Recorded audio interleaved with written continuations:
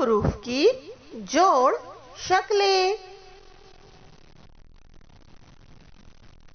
बच्चों, ये फ हरूफ की निस्फ शक्लें हैं और फ हरूफ के दोनों जानिब हुर्फ जोड़े जाते हैं और उनसे बामानी लफ्ज बना सकते हैं, जिसकी कुछ मिसालें मैं बता रही हूँ।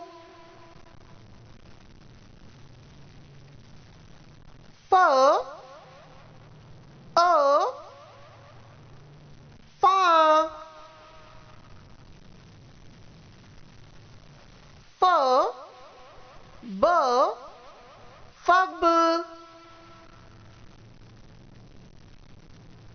फ, र, फर, फ, व, फो, फ, न, फन, फ, ल, फल, फ, म, फम,